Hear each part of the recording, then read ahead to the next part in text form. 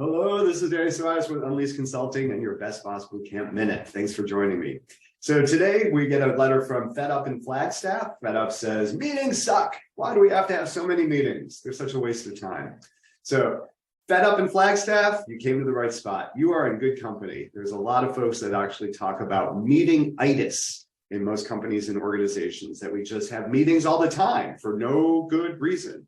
So the very first thing I want to say to you is if you are having a meeting and you can accomplish whatever the purpose of that meeting was in any way besides bringing everybody together, which by the way is super expensive, then don't have a meeting. Do it however else you need to do it. Meetings should be reserved for when you need interdependence, when there's a shared goal, when folks need to come together because the thing could not get done otherwise. That's the only time to have meetings. So that said, we're gonna kind of go off of that, and I'm going to give you a few other things to think about when you are designing the most productive and effective meeting.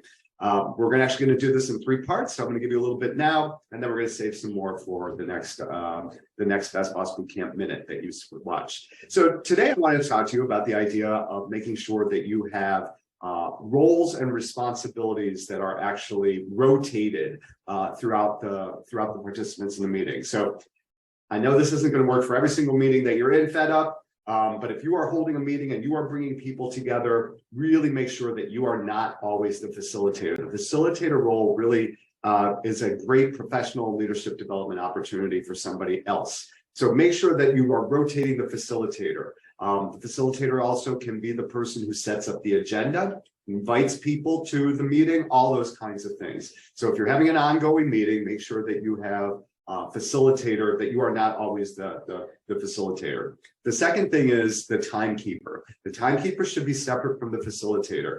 And again, this can be a responsibility that can be rotated throughout your team. The timekeeper makes sure that the time that is allotted to each agenda item is strictly adhered to. The timekeeper, so you can see it's now the facilitator is concentrating on the process of the meeting, and the timekeeper is the person who is keeping an eye on the time, saying, we've only got 3 more minutes in this discussion. We are out of time. Do we want to borrow some more time from the next agenda item? But let one person handle the timekeeping.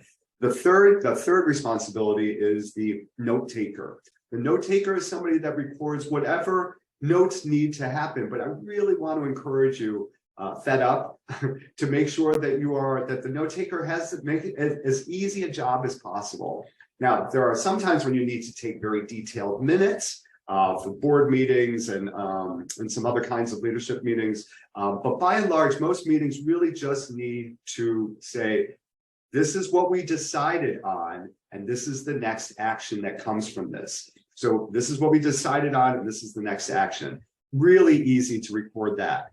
That's what your note taker should be. And then 2 more roles that I would highly suggest that you consider bringing in and rotating. The first is the DA.